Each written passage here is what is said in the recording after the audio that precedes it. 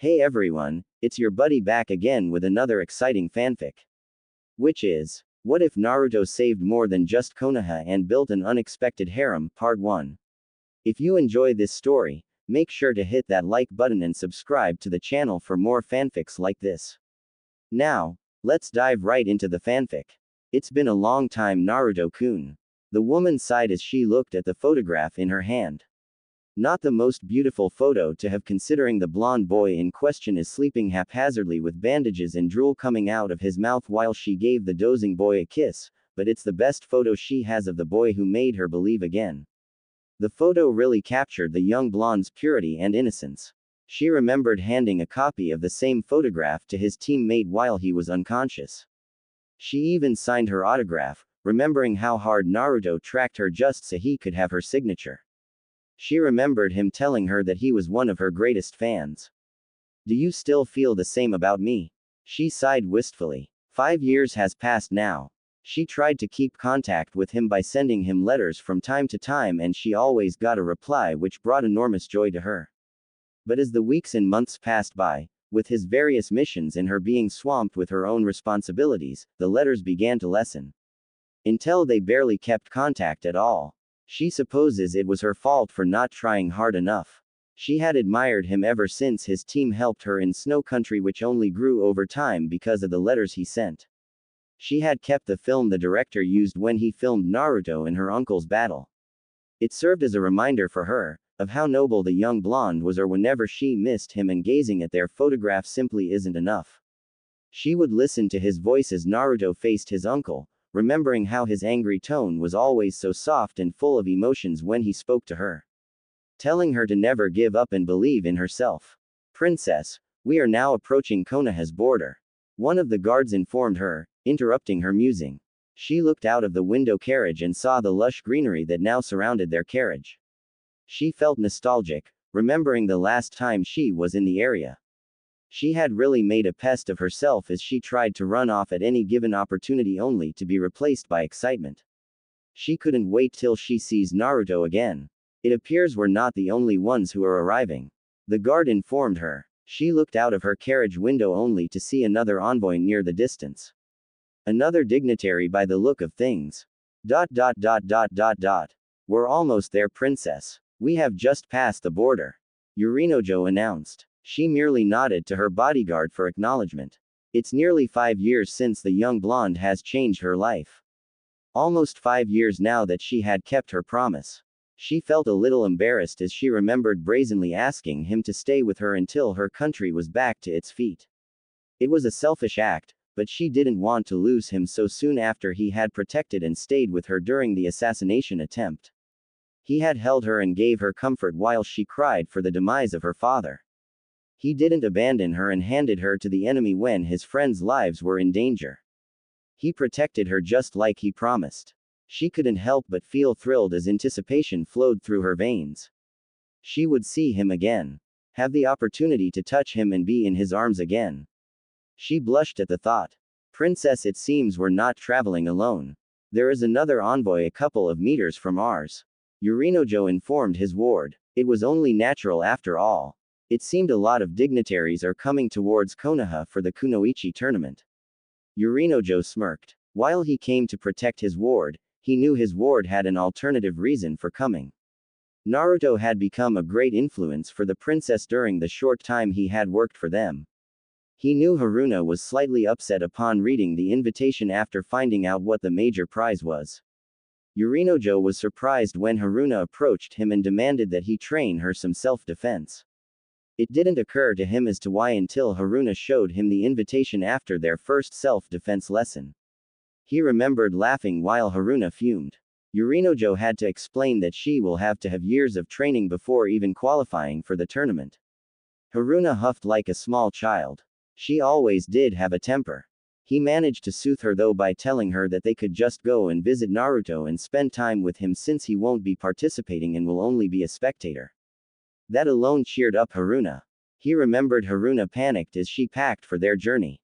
worrying about what to wear and what to bring to impress Naruto while mumbling about something about how Hinata already has a great head start for she already stays in the same village and works with Naruto from time to time just like the time they helped her. Yorinojo just chuckled. He wondered what the blonde shinobi has been up to and why would he agree to become part of the grand prize for the competition. In any case, he was about to find out very soon. Princesses and Undead Kunoichis, start. Hey! Naruto yelped as Ayame splashed him with soapy water as they washed the dishes. No fair. He then began to splash her back making Ayame squeal.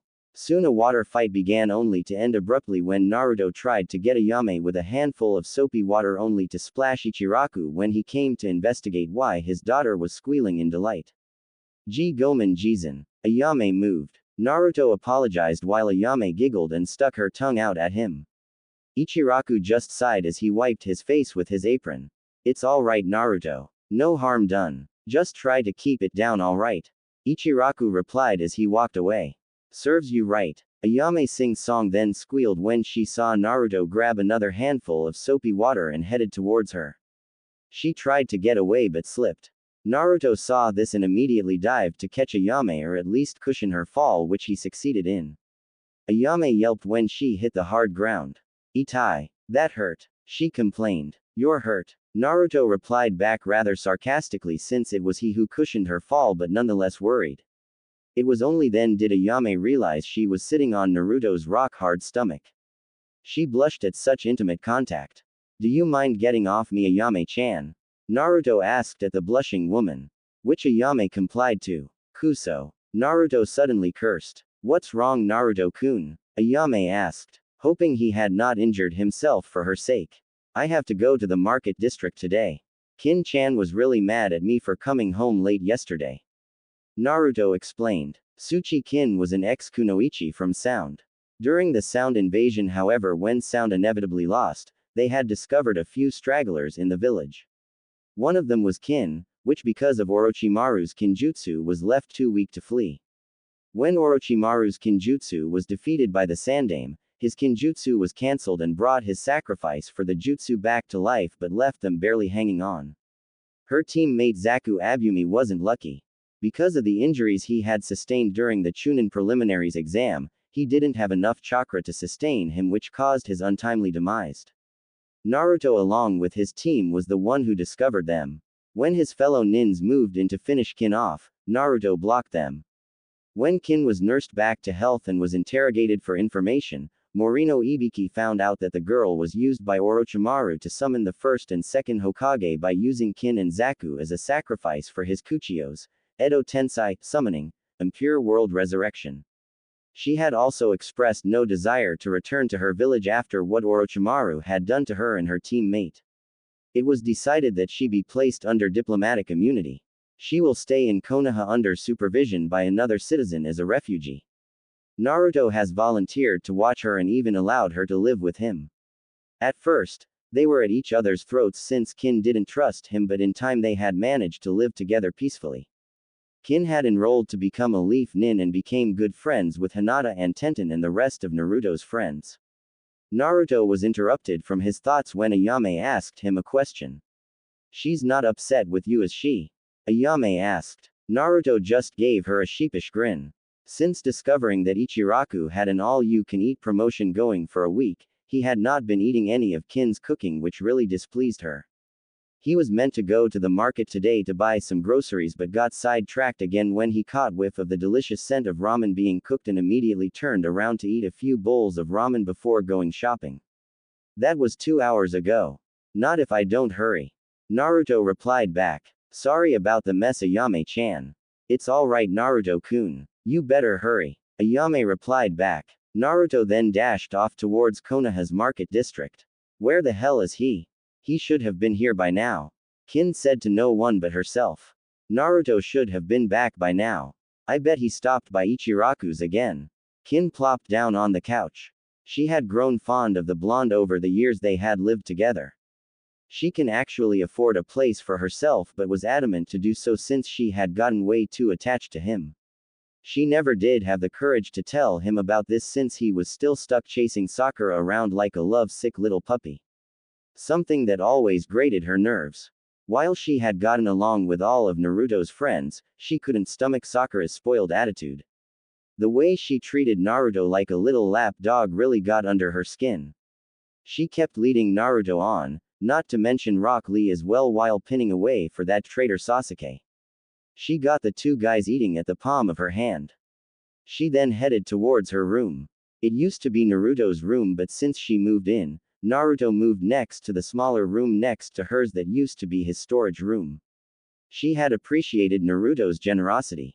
He even helped her decorate the room to her liking. She approached her bedside table and opened the top drawer.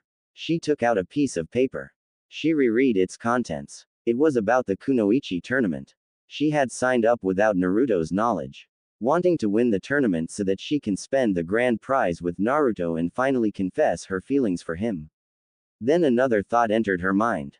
There is a possibility that Haruno Sakura could be her opponent, which brought a smile on her lips. She jumped when she heard the phone ring. Moshi Moshi. Kin greeted as she picked up the phone. Kin, asked the other voice on the line. Ten-chan. What's up? Kin replied back recognizing Tenten's voice.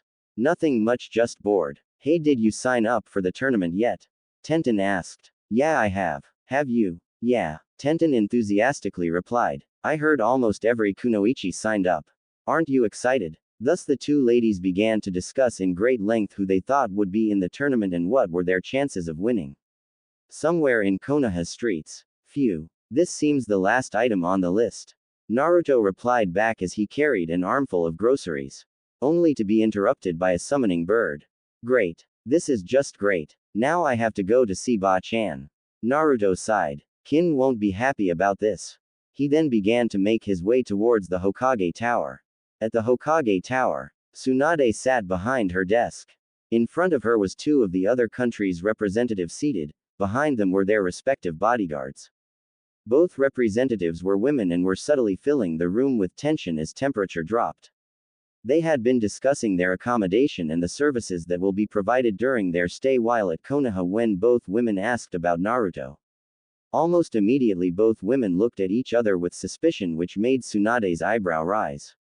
Well, this is quite interesting. Tsunade thought as she watched the two women. Just then she heard a loud ruckus by her office door, followed closely by Naruto barging in. This better be good, Ba-chan. Make it quick, I need to go home and put all my groceries away. Naruto whined, still holding an armful of groceries. He had kicked open her door seeing as he had his hands full. Tsunade's eyes began to tick at the blatant disregard Naruto was showing in front of her and the other dignitaries. She noticed the two women's mood seemed to have brightened due to his arrival through her peripheral vision.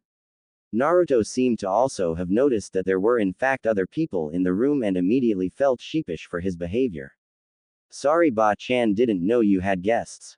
Tsunade seemed to have relaxed because of his honest apology.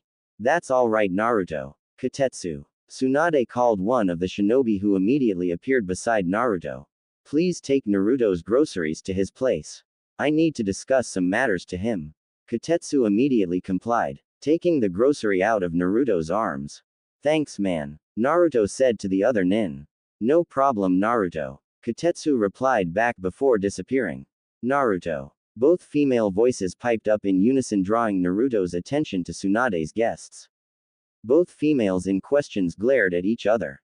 Yuki Haim. Haruna Haim. Naruto said before his eyes settled on Haruna's bodyguard. And Yorinojo-san. What are you guys doing here? He replied back with surprised glee. He had not seen them for years. 5 to 6 years in fact. Yorinojo smiled. We're here for the Kunoichi tournament. Tournament? Naruto asked in confusion. As everyone in the room sweat dropped. You want me to what? Tsunade questioned her old comrade, trying to fight the growing irritation from her voice while trying to suppress the urge to knock the pervert out unconscious. He better have a good reason for this. You heard me. Jiraiya replied back. And what makes you think I will even allow such a thing to happen? Let alone take place? Tsunade questioned as she glared at him. There has to be a catch somewhere. His idea seems to be too convenient to be genuine. Well, not only will it unite some of the ties with the other villages, it will also encourage the younger generation to join the Kunoichi ranks. Think about it as a promotion. Jiraiya answered. trying to keep his gaze neutral as not to reveal his plans. He knew there had been a massive decline of females wanting to become a shinobi. By holding such an event should at least increase recruitment, while helping him at the same time. Besides, I know for a fact that whenever such tournaments are held, there are bound to be some form of gambling involved. Jiraiya added. The word gambling should perk up Tsunade's interest. What exactly do you get in this? Tsunade replied back, thinking of the many benefits the competition was sure to bring. Though she still doubted her comrade, there was that gleam in his eyes that suggested that his interest was not entirely for the village but for himself. So there must be some sort of catch. Ha, why are you questioning my motives for? What's important is what's best for the village. Jiraiya replied back. He can already tell he had already won this argument. She wasn't rejecting his proposal so far. She's just trying to figure out what he was up to. Tsunade remained silent, trying to work out what Jiraiya was up to. But he was right. The village's interest comes first. Besides, it would be a great opportunity to show what talents the kunoichi of Konoha has to offer. She just had to keep an eye on him. Very well. You have yourself a deal. Tsunade replied back as they shook each other's hand. Jiraiya smirked, eyes shining in glee. He can't wait till everything comes to action. He had to restrain himself for now. He was already thinking of various novels he can produce out of all these. Now to spread a little rumor to get the ball rolling. Contrary to popular beliefs, men are the biggest gossip than women. They just don't want to admit it. Knowing this little fact, Jiraiya set his plans into motion. A week later, posters were posted up on bulletin boards as well as letters mailed to different countries. They were all about the same thing. Kunoichi tournament. A test of combat skills. Within a few days, Tsunade's office was swamped by responses from different villages eager to join and watch the competition take place. Kunoichi Lounge. Mitarashi Anko, Yuhi Kurenai, Shizune, Suzume, Azuki Yugo, and Inuzuka Hana were all seated together. Their subject at the moment was about the tournament. I think it's ridiculous having this sort of competition. Suzume replied back as she adjusted her glasses at the bridge of her nose to keep it from sliding off. The rest of the women nodded their heads in agreement.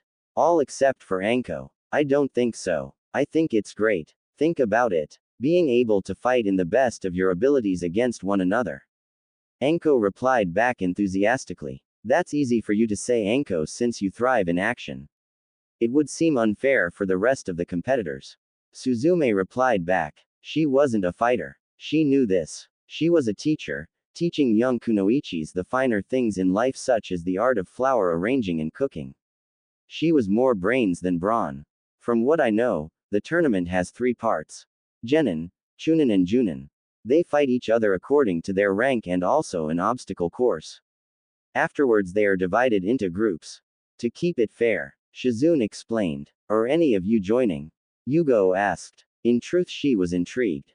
She wanted to join. Besides, it was a great chance to test herself against other female nins.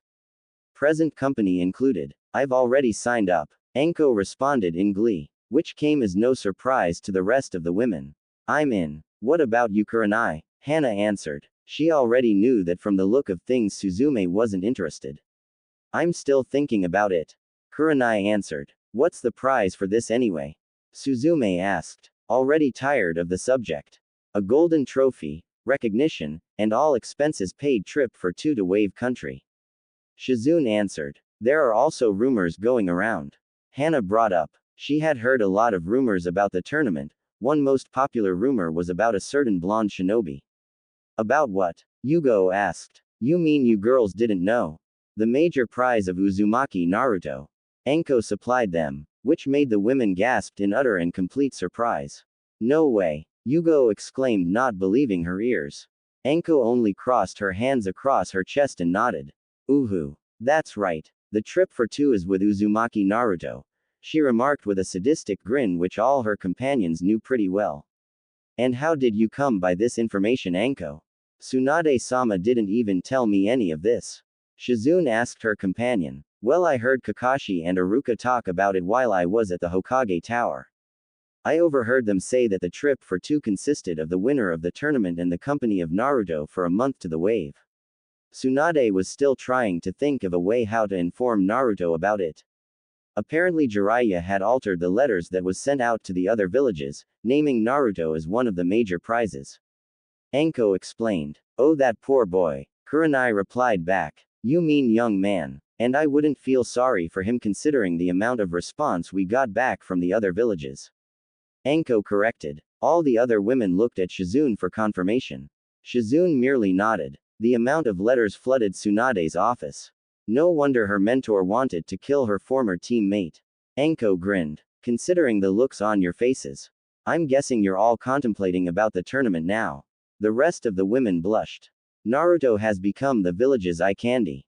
No matter where he went, dozens of eyes followed, tongues wagged, and the women drooled. I thought so. Anko replied back as she licked her lips in anticipation. She was looking forward to this little competition. There's one thing I don't understand in any of this. Suzume interrupted as she yet again adjusted her glasses. What is it, Suzume? Asked Hana. The stipulations and rewards about the tournament was pretty much straightforward. Well, Suzume began but was rudely interrupted by Anko. Just say it. Anko exclaimed impatiently. I'm just wondering if Naruto knew of the role he would play in all this. I'm pretty sure he wouldn't be condoning himself as a prize trophy. Suzume explained, doubtful of the blonde's participation. She had heard talks about the blonde demon carrier. Judging from what she had heard, while Naruto may be rough around the edges, he has a heart of gold and was always reluctant about his perverted mentor's plans. She also heard that he sometimes foils Jiraiya's peeping whenever he catches his perverted mentor near the women's hot springs. Now that I think about it, you do have a point, Suzume.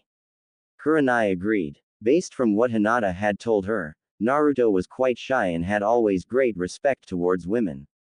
Hinata had reassured her that while Naruto wasn't an ideal gentleman, he wouldn't try and take advantage of any situation if he knew it was unfair and unjust. Well, Shizune, Yugo asked their companion. If anyone should know more about the tournament, it would be Shizune since she was Tsunade's apprentice. Shizune merely looked at her lap. Well, I didn't even know Naruto was involved in this. If I would have probably warned him. And then, Anko prodded. Which could only mean that Tsunade and Jiraiya are trying to keep Naruto in the dark about his role. If they wanted Naruto to know, they would have at least told me about it. Shizune explained, disappointed that Tsunade and Jiraiya seemed to have collaborated on Naruto's behalf.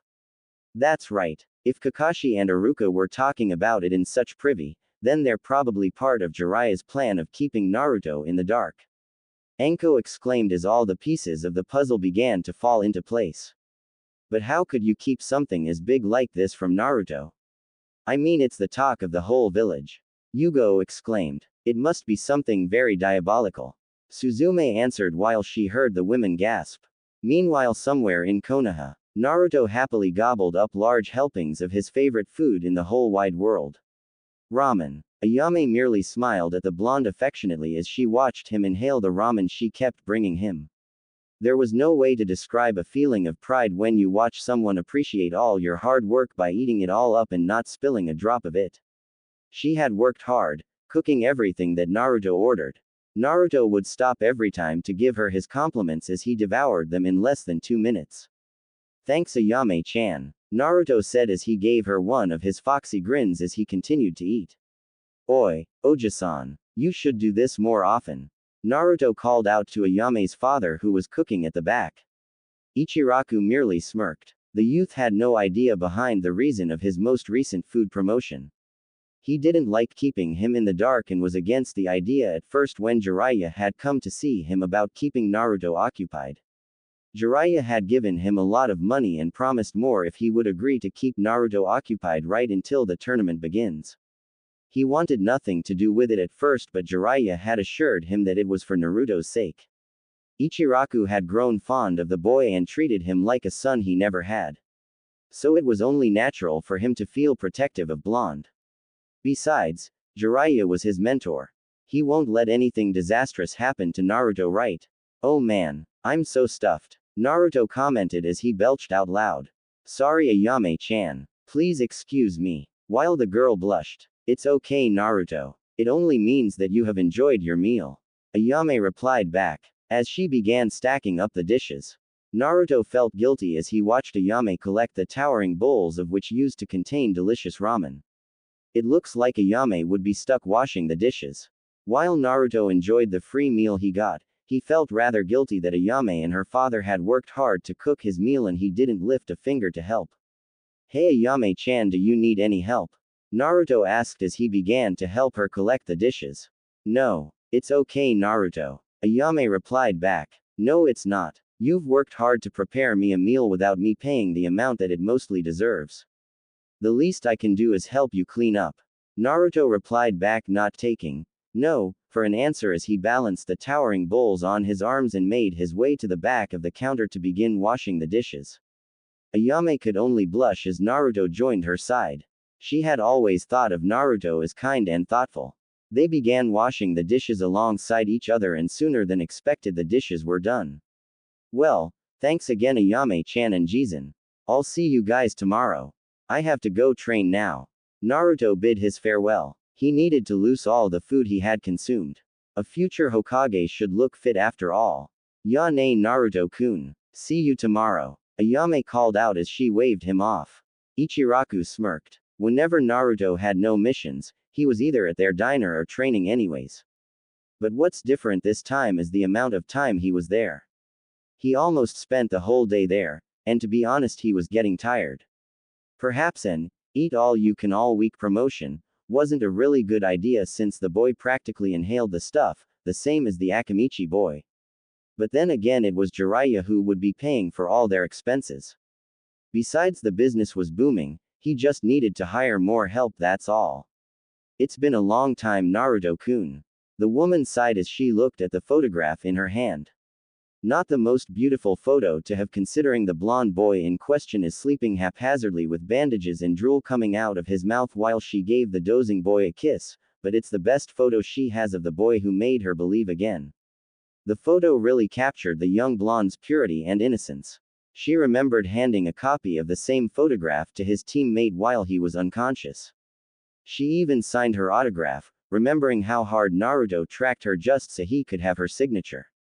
She remembered him telling her that he was one of her greatest fans. Do you still feel the same about me? She sighed wistfully. 5 years has passed now. She tried to keep contact with him by sending him letters from time to time and she always got a reply which brought enormous joy to her. But as the weeks and months passed by, with his various missions and her being swamped with her own responsibilities, the letters began to lessen. Until they barely kept contact at all. She supposes it was her fault for not trying hard enough. She had admired him ever since his team helped her in Snow Country, which only grew over time because of the letters he sent.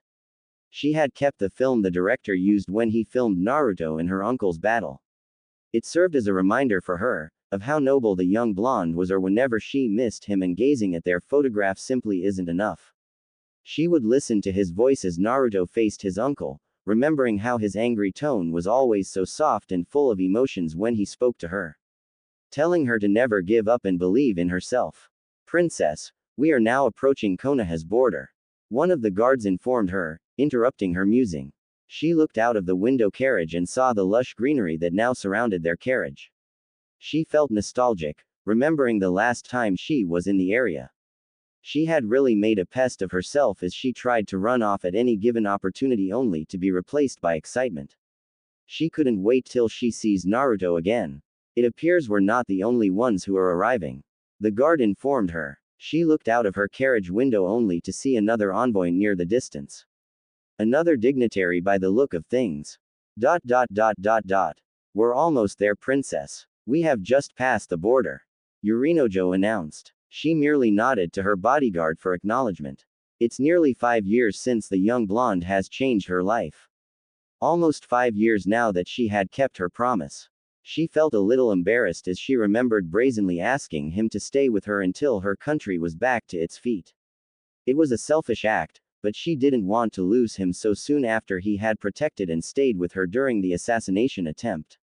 He had held her and gave her comfort while she cried for the demise of her father. He didn't abandon her and handed her to the enemy when his friends' lives were in danger. He protected her just like he promised. She couldn't help but feel thrilled as anticipation flowed through her veins. She would see him again. Have the opportunity to touch him and be in his arms again. She blushed at the thought. Princess, it seems we're not traveling alone. There is another envoy a couple of meters from ours. Yorinojo informed his ward. It was only natural after all. It seemed a lot of dignitaries are coming towards Konoha for the Kunoichi tournament. Yorinojo smirked. While he came to protect his ward, he knew his ward had an alternative reason for coming. Naruto had become a great influence for the princess during the short time he had worked for them. He knew Haruna was slightly upset upon reading the invitation after finding out what the major prize was. Yorinojo was surprised when Haruna approached him and demanded that he train her some self-defense. It didn't occur to him as to why until Haruna showed him the invitation after their first self-defense lesson. He remembered laughing while Haruna fumed. Yorinojo had to explain that she will have to have years of training before even qualifying for the tournament. Haruna huffed like a small child. She always did have a temper. He managed to soothe her though by telling her that they could just go and visit Naruto and spend time with him since he won't be participating and will only be a spectator. That alone cheered up Haruna. He remembered Haruna panicked as she packed for their journey, worrying about what to wear and what to bring to impress Naruto while mumbling about something about how Hinata already has a great head start for she already stays in the same village and works with Naruto from time to time just like the time they helped her. Yorinojo just chuckled. He wondered what the blonde shinobi has been up to and why would he agree to become part of the grand prize for the competition. In any case, he was about to find out very soon. XXXXXXXXXXXXXXX. Battle for the Golden Fox. Chapter 02. Princesses and Undead Kunoichis, start. Hey! Naruto yelped as Ayame splashed him with soapy water as they washed the dishes. No fair. He then began to splash her back making Ayame squeal. Soon a water fight began only to end abruptly when Naruto tried to get Ayame with a handful of soapy water only to splash Ichiraku when he came to investigate why his daughter was squealing in delight. G Gomen Jizan. Ayame moved. Naruto apologized while Ayame giggled and stuck her tongue out at him. Ichiraku just sighed as he wiped his face with his apron. It's alright Naruto. No harm done. Just try to keep it down alright. Ichiraku replied as he walked away. Serves you right. Ayame sing-song then squealed when she saw Naruto grab another handful of soapy water and headed towards her. She tried to get away but slipped. Naruto saw this and immediately dived to catch Ayame or at least cushion her fall which he succeeded in. Ayame yelped when she hit the hard ground. Itai. That hurt. She complained. You're hurt. Naruto replied back rather sarcastically since it was he who cushioned her fall but nonetheless worried. It was only then did Ayame realize she was sitting on Naruto's rock-hard stomach. She blushed at such intimate contact. Do you mind getting off me Ayame-chan? Naruto asked at the blushing woman.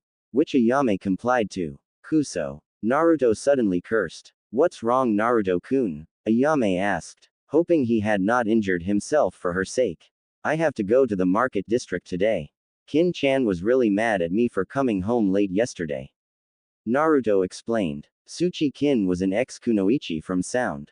During the Sound invasion however when Sound inevitably lost, they had discovered a few stragglers in the village. One of them was Kin, which because of Orochimaru's kinjutsu was left too weak to flee. When Orochimaru's kinjutsu was defeated by the Sandame, his kinjutsu was cancelled and brought his sacrifice for the jutsu back to life but left them barely hanging on. Her teammate Zaku Abumi wasn't lucky. Because of the injuries he had sustained during the Chunin preliminaries exam, he didn't have enough chakra to sustain him which caused his untimely demise. Naruto along with his team was the one who discovered them. When his fellow nins moved in to finish Kin off, Naruto blocked them. When Kin was nursed back to health and was interrogated for information, Morino Ibiki found out that the girl was used by Orochimaru to summon the first and second Hokage by using Kin and Zaku as a sacrifice for his Kuchiyos, Edo Tensai, summoning, and Pure World Resurrection. She had also expressed no desire to return to her village after what Orochimaru had done to her and her teammate. It was decided that she be placed under diplomatic immunity. She will stay in Konoha under supervision by another citizen as a refugee. Naruto has volunteered to watch her and even allowed her to live with him. At first, They were at each other's throats since Kin didn't trust him, but in time they had managed to live together peacefully. Kin had enrolled to become a Leaf Nin and became good friends with Hinata and Tenten and the rest of Naruto's friends. Naruto was interrupted from his thoughts when Ayame asked him a question. She's not upset with you, is she? Ayame asked. Naruto just gave her a sheepish grin. Since discovering that Ichiraku had an all-you-can-eat promotion going for a week, he had not been eating any of Kin's cooking, which really displeased her. He was meant to go to the market today to buy some groceries but got sidetracked again when he caught whiff of the delicious scent of ramen being cooked and immediately turned around to eat a few bowls of ramen before going shopping. That was 2 hours ago. Not if I don't hurry. Naruto replied back. Sorry about the mess, Ayame-chan. It's alright, Naruto-kun. You better hurry. Ayame replied back. Naruto then dashed off towards Konoha's market district. Where the hell is he? He should have been here by now. Kin said to no one but herself. Naruto should have been back by now. I bet he stopped by Ichiraku's again. Kin plopped down on the couch. She had grown fond of the blonde over the years they had lived together. She can actually afford a place for herself but was adamant to do so since she had gotten way too attached to him. She never did have the courage to tell him about this since he was still stuck chasing Sakura around like a love-sick little puppy. Something that always grated her nerves. While she had gotten along with all of Naruto's friends, she couldn't stomach Sakura's spoiled attitude. The way she treated Naruto like a little lap dog really got under her skin. She kept leading Naruto on, not to mention Rock Lee as well, while pinning away for that traitor Sasuke. She got the two guys eating at the palm of her hand. She then headed towards her room. It used to be Naruto's room, but since she moved in, Naruto moved next to the smaller room next to hers that used to be his storage room. She had appreciated Naruto's generosity. He even helped her decorate the room to her liking. She approached her bedside table and opened the top drawer. She took out a piece of paper. She reread its contents. It was about the Kunoichi tournament. She had signed up without Naruto's knowledge, wanting to win the tournament so that she can spend the grand prize with Naruto and finally confess her feelings for him. Then another thought entered her mind. There is a possibility that Haruno Sakura could be her opponent, which brought a smile on her lips. She jumped when she heard the phone ring. Moshi Moshi. Kin greeted as she picked up the phone. Kin? Asked the other voice on the line. Ten-chan. What's up? Kin replied back, recognizing Tenten's voice. Nothing much, just bored. Hey, did you sign up for the tournament yet?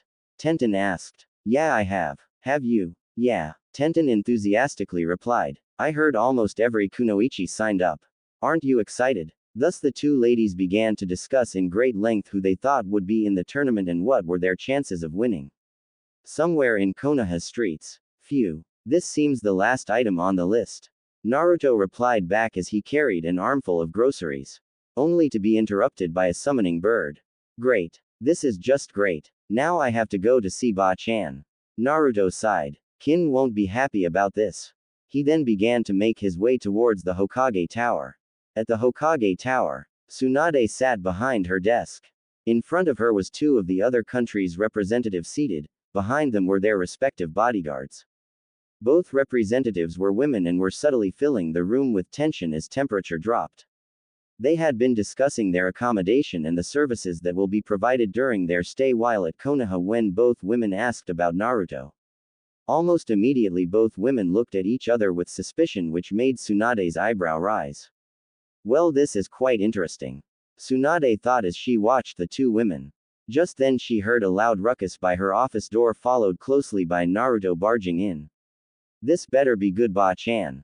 Make it quick, I need to go home and put all my groceries away. Naruto whined, still holding an armful of groceries. He had kicked open her door, seeing as he had his hands full. Tsunade's eyes began to tick at the blatant disregard Naruto was showing in front of her and the other dignitaries. She noticed the two women's mood seemed to have brightened due to his arrival through her peripheral vision. Naruto seemed to also have noticed that there were in fact other people in the room and immediately felt sheepish for his behavior. Sorry, Ba-chan, didn't know you had guests. Tsunade seemed to have relaxed because of his honest apology. That's all right, Naruto. Katetsu. Tsunade called one of the shinobi who immediately appeared beside Naruto. Please take Naruto's groceries to his place. I need to discuss some matters to him. Kotetsu immediately complied, taking the grocery out of Naruto's arms. Thanks, man, Naruto said to the other nin. No problem, Naruto, Kotetsu replied back before disappearing. Naruto. Both female voices piped up in unison, drawing Naruto's attention to Tsunade's guests. Both females in questions glared at each other. Yuki Haim, Haruna Haim, Naruto said before his eyes settled on Haruna's bodyguard. And Yorinojo-san, what are you guys doing here? He replied back with surprised glee. He had not seen them for years. 5 to 6 years in fact. Yorinojo smiled. We're here for the Kunoichi tournament. Tournament? Naruto asked in confusion, as everyone in the room sweat dropped. So that's the buzz I kept hearing about. Naruto said out loud. He only heard bits and pieces of the talk and had seen some of the posters around but paid no attention to it. How could he, when Kakashi kept sending him on errands and the time he spends helping out at Ichiraku's? He had little time to notice what was happening in the village. Besides, it doesn't really concern him as far as he's concerned. Yes, Naruto. They came here to watch the tournament. Tsunade replied back. She still needed to speak to him about Jiraiya tampering the invitations outside the village. She hasn't thought of an idea how to break it to the blonde without suffering the migraine-causing consequences. She really didn't want him ranting at her when it wasn't even her fault. That's great, Naruto exclaimed. He had not seen the women before him for so long. It was great to see them again. It's so great to see you both again.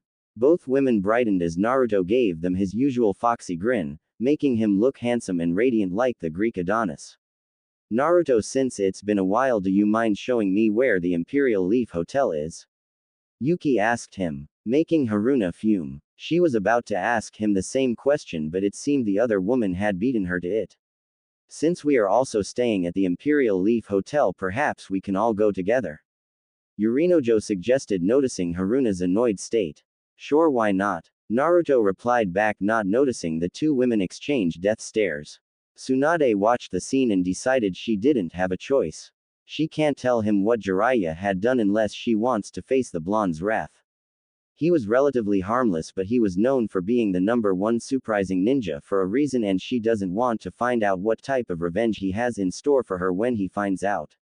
She just bought herself some time, and if she's lucky, she doesn't have to be the one to reveal the dreaded ordeal with him.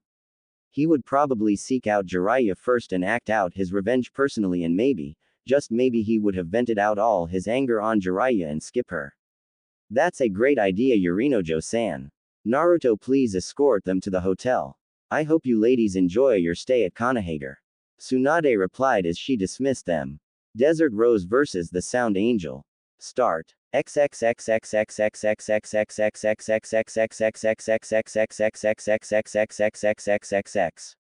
Naruto walked in between the two princesses.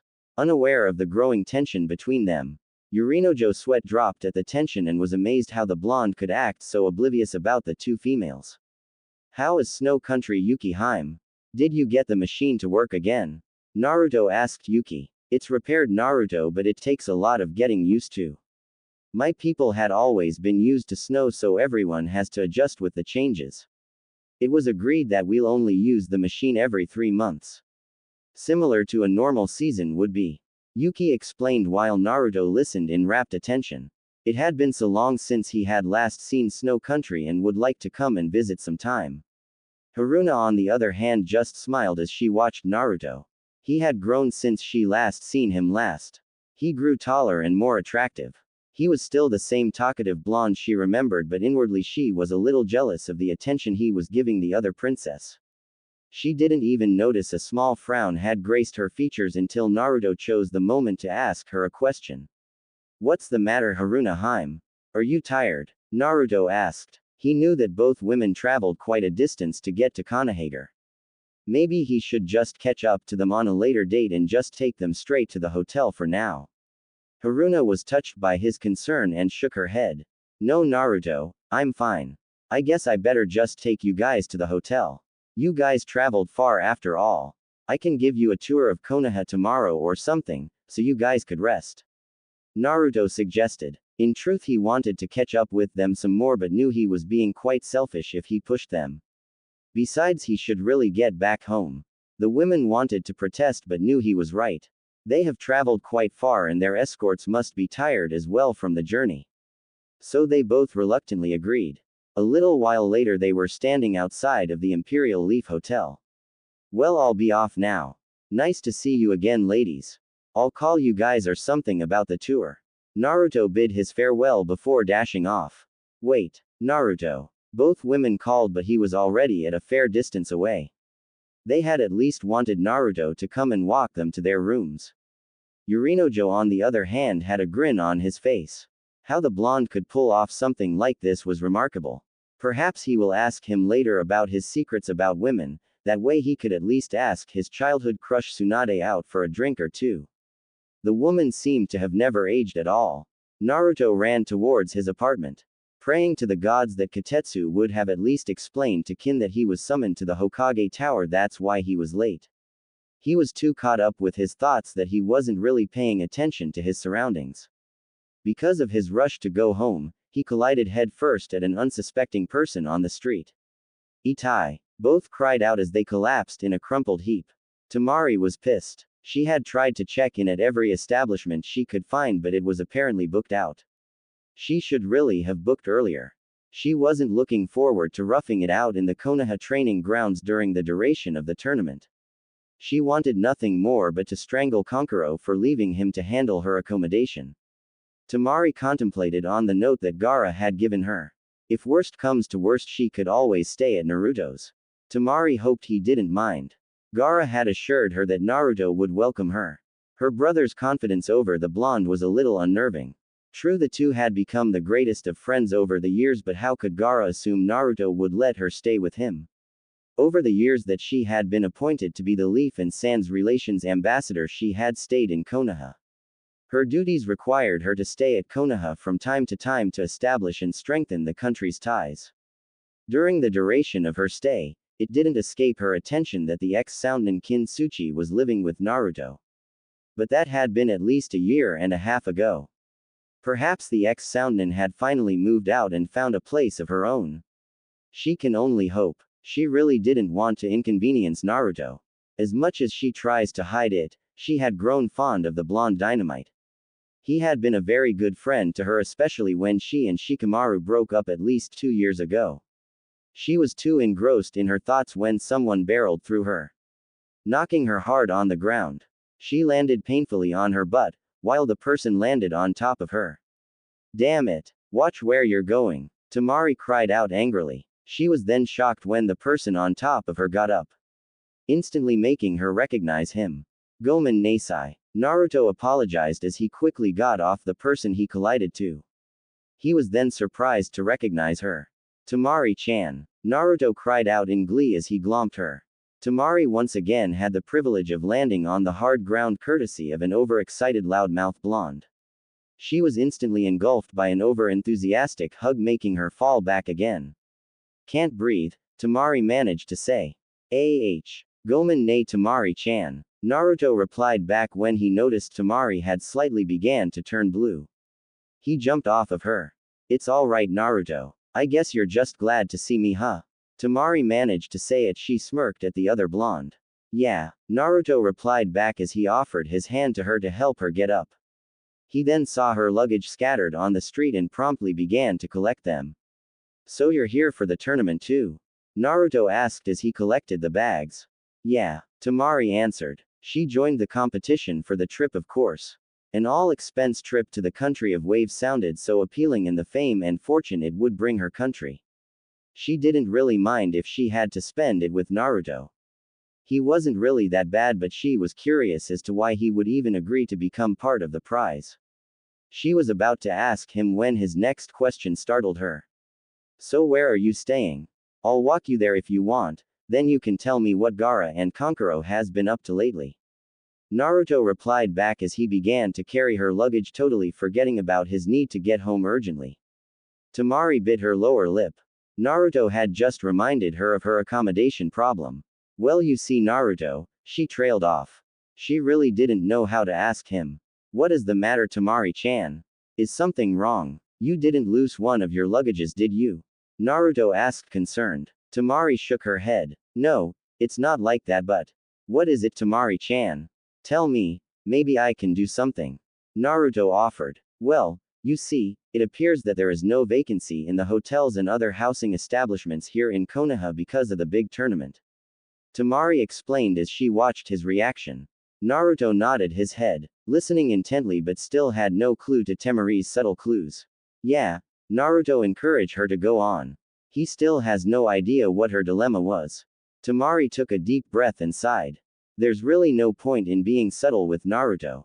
They're all booked out and I have no place to go. Again Naruto nodded, until he realized the gravity of Temari's problem started to sink in his subconscious. It appears the vixen has no place to go, Kit. Kyuubi piped in, getting really bored by Naruto's dull conversation. Naruto began to frown. He only had a 2-bedroom apartment. He also wanted to help Tamari out but didn't want to ask Kin if she was willing to share her room. You could always share your room, Kit.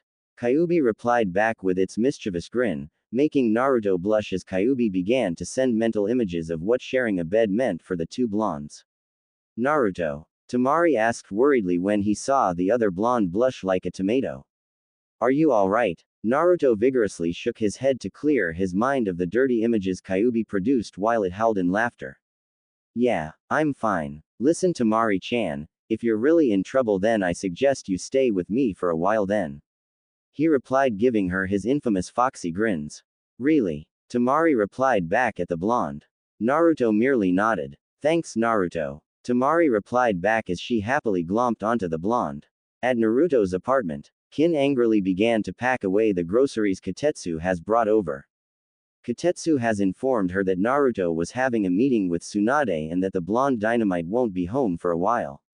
Now Kin had no idea why she was upset, but she had the strangest feeling that somehow the day is about to get worse. Call it a woman's intuition, but something made her skin crawl just then and she knew it somehow involved Naruto. She sighed heavily. She had finished cooking dinner and was now meticulously putting the groceries away as she contemplated how to reveal to her blonde roommate about her joining the tournament. Tadaima, Naruto announced loudly, elevating Kin's mood slightly, that is, until she saw the luggages Naruto carried and the other female nin standing behind him. While Kin was long used to Naruto's outbursts, he had never really brought anyone home, let alone another attractive female. Hey Kin-chan. You'll never guess who I bumped into on my way home. Naruto grinned, unaware that the two females were now giving each other a once-over. Tamari was surprised that Tsuchi Kin was still residing with Naruto. She was sure the other kunoichi would have at least moved out and had a place of her own by now. Kin had actually changed. She still sported her long dark ebony hair, but it was shorter and was cut up to her waist, which is more practical. She was also wearing a simple white tank top and green short shorts. It seems the girl had really gotten used to living with Naruto enough to parade in such a provocative outfit, showing off the other female's ample curves. To say Kin was shocked was an understatement. She never expected Tamari to come over tonight. The sight of the bags that Naruto carried also indicated that her sudden appearance was more than a little visit. What's for dinner, Kin-chan? I'm hungry. Naruto immediately whined as he dropped off Temari's bags on the lounge room. He then began to make his way to the kitchen. Make yourself at home, Tamari-chan. Naruto called out. Kin eyed Tamari, trying to assess the reason why the other kunoichi was at their place. Tamari eyed her in return. The two kunoichis had met on few occasions and has rarely spoken to each other. Just the normal niceties and social conversation, that is all. You wouldn't call them friends. They were merely acquaintances. Hey guys, come and join me. You know I really don't like to eat alone. Naruto called out from the kitchen, making the two females break eye contact for now. They had formed some sort of silent agreement for now. They will discuss this matter later. They joined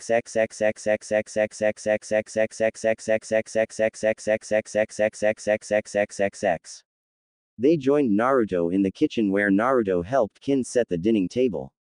The kitchen also doubled as a dining room. Tamari also helped them set the table and they ate in relative silence. So what brings you in Konohagakure, Tamari-san? Kin asked in between bites as she eyed the other blonde. I'm sure you've heard about the kunoichi tournament, right? Well, I'm here to join in. Tamari replied back in a confident smile. Are you entering as well? Kin had wanted to tell Naruto tonight about her joining the competition. She wanted to tell him, alone in person, but it seemed Tamari had ruined her opportunity. Hi, really? Isn't this great? Naruto replied back in shock. He never even knew Kin had signed up. Actually, he never really realized about the Kunoichi tournament until recently. This is going to be so much fun. I wonder who else ended up joining. Tenten called today and said she and Hinata had signed up. She also told me that Hinata spoke to Ino and apparently Ino and Sakura had also signed up. Kin informed Naruto. Sugoi, I think almost everyone joined the tournament. Naruto replied back in amazement. He couldn't wait to watch the whole event. Are you going to watch and cheer for me, Naruto? Tamari asked. She already knew that the blonde would definitely watch the tournament, but she wanted to know if he would be cheering for her. She could still remember him cheering for Hinata and Sakura during the Chunin exams. She wishes that he would also give her the same support. Of course, Tamari-chan. Naruto replied back with his foxy grin, making Kin unconsciously snap her chopsticks in half. I'll be cheering for all of my friends. Kin's actions weren't missed by Tamari, who was only amused by her reaction. Kin-chan, I think you broke your chopsticks. Naruto helpfully pointed out. Oh yeah, I didn't even notice. Kin replied back, trying to cover herself from embarrassment. She began to collect the empty plates on the table. By the way, Kin-chan, I have good news. Naruto continued as he looked at Kin and then at Tamari. Tamari-chan will be staying with us for a while, isn't it great? Kin almost dropped the plate she was carrying. Hi, she answered. How is Tamari staying with us? Great. But where is she going to sleep, Naruto? We only have 2 bedrooms. Kin pointed out. There's no way in hell will I share my room. That's alright, Kin-chan. I already have everything figured out. She will be staying in my room. Naruto replied back enthusiastically. What? Both women cried out in unison. Eki images flooded both of the women's minds. Tamari blushed at the implications of sharing a room with Naruto, while Kin was internally raging at the implications of Tamari sharing a bed with Naruto. Naruto nodded confidently, unaware of the repercussions his answer has created to the 2 women. Kyuubi could be heard giggling at his subconscious, but he ignored it. Naruto, you can't be serious. Kin cried out in dismay. Does Naruto even know the implications he's getting himself into? Though inwardly she wanted to be in Temari's place. So many lost opportunities. All those times she could have easily crawled into bed with Naruto seemed so far out of reach now. Damn sensibilities. I am Kin-chan. I'll take Temari's luggages to my room now. If you'll excuse me. Naruto replied back. The decision has been made and there was no point in further discussing the issue, leaving the 2 women to stare at each other. Way to stand you ground, Kit. Kyuubi commented, amazed at how the boy had managed to steer and take command of the situation without giving in to the female's protest like he usually would. This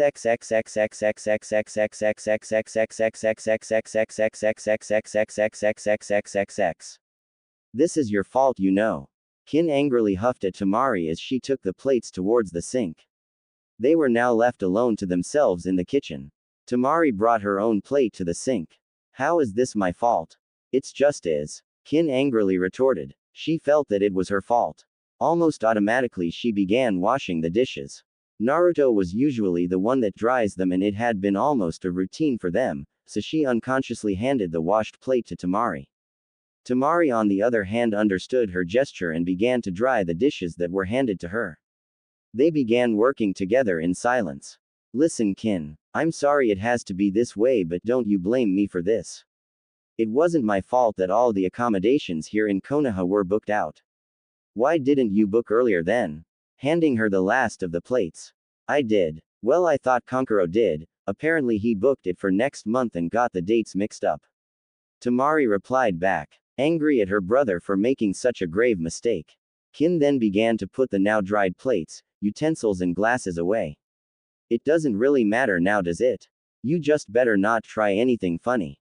Kin warned. And keep your hands to yourself. As she glared at the blonde. And what exactly are you implying? Tamari replied back. She could sense the warning in her tone. Besides, it should be Naruto you should be warning. Feeling a bit impish, Tamari decided to tease the brunette even further. But I guess it can't be helped, can it? I can't help it if he feels the urge to touch me while we're in bed. Who wouldn't? With me lying beside him and all. Smiling slyly at Kin. I'm just too tempting. She added as she began to arch her back and began to pose provocatively. Kin almost snapped at Temari's insinuation. That is until they heard Naruto call out. Hey Tamari-chan. The bed's ready. Which only made the two women blush crimson. Hi. Tamari answered as she began to make her way towards Naruto while Kin was hot on her heels.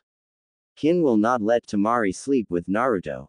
If she has to, she will volunteer and share her bed with the Sand Nin. They both entered Naruto's room at the same time only to see the blonde male clutching a pillow and a blanket. The room's ready, Tamari-chan. Sorry if it's a bit messy and all. The two women merely stared at the blonde. Well, I'm tired. I guess I better go and head off to the couch then. Good night, Kin-chan, Tamari-chan. Naruto replied back to the speechless girls as he walked past them and went towards the lounge room. The two women just gazed at the blonde male. Kin was both amazed and happy with the sudden turn of events while Tamari felt a little disappointed, though she had no idea why. Well, that solves both our problems then. Have a good night, Tamari-san. Kin said cheerfully as though a great weight has been lifted off her shoulders as she headed towards her own room. Tamari swore she had seen the brunette almost skipped happily as she entered her own room. Tamari absently moved into Naruto's room and decided to get ready for bed. Wondering why she felt disappointed that Naruto wouldn't be sleeping next to her. But shrugged it aside, she might just be tired. At the couch, Naruto tossed and turned in the couch. He was trying to get comfortable but was in vain. It didn't help matters when Kyuubi often suggested that he should ask one of the women to share the bed with him since he was supposed to be the master of the apartment. Naruto merely groaned in response. So he decided to meditate and listen to his surroundings. Taking a deep breath, he began to listen. He could hear the clock ticking as well as the water drops from the kitchen faucet. He can hear the crickets outside and the breeze that blew silently against the open windows. These sounds were so peaceful and was slowly lulling him to a deep slumber. Deep in the recesses of his mind, Kyuubi watched the blonde boy sleep. Contemplating about the young human's life and the ordeal the young blonde has lived since becoming its prison. The human boy had lived a long and painful life so far. It is great to see that at least now he was finally getting his life on track. With the many friends he had met along the way, Naruto's life had gradually become better. It amused Kyuubi immensely that once his social life has improved, he had also attracted a great number of the opposite sex and a few same ones while remaining oblivious to it all. But despite all this, Kyuubi knew that the boy was still adjusting to this new improvement in his life. Kyuubi could still feel a sense of emptiness in the boy. I will take care of you, Kit. Kyuubi murmured to the sleeping boy. Deep in Naruto's subconscious, where a massive cage laid, was the great creature Kyuubi. Its massive, ferocious appearance began to transform slowly. Its massive form began to shift as it gradually became smaller. The fur covering its body began to disappear. Once the transformation was finished, it left an image of an adult nude human female with long, wavy, fiery red hair that cascaded down its front covering its chest. It looked to be around the age of 20 to 25 years of age. Outside its cage laid a sleeping Naruto. Unaware of Kyuubi's transformation, Kyuubi walked in front of its cage, but as it got close, the bars began to shift so that it will contain the now humanized demon. The bars could only let Kyuubi's arm pass through. Kyuubi kneeled near the cage and sat as close to the bars as possible. It sat there, with its human legs to one side, similar to how a classy and sophisticated human woman would sit. Kyuubi reached out towards Naruto's hair and began to stroke it. Naruto's hair felt like fine silk in between her human fingers. Naruto seemed to have sensed its touch, for Naruto unconsciously moved closer to the cage. I will definitely take care of you, Kit. Kyuubi murmured to its sleeping keeper. Its red ruby eyes never left the blonde. It will make sure that Naruto will have no nightmares tonight like the many other nights since Kyuubi noticed the blonde's worth. Kin woke up early to prepare breakfast for her and Naruto as usual. She figured her blonde roommate would still be sleeping right now. Her mind was still filled with cobwebs and there was a nagging feeling that something was amiss.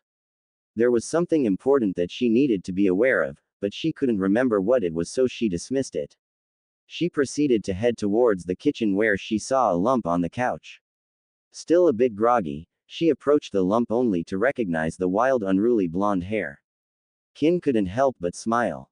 The poor guy, he was probably too exhausted to even make it to his room last night. Kin said to herself. Again there was a nagging feeling at the back of her head that was screaming something that she should remember. Again she dismissed it, opting instead to wake up the poor guy before he got neck and back cramps from sleeping on the couch. Hey, Naruto, wake up, Kin said as she shook his shoulder gently.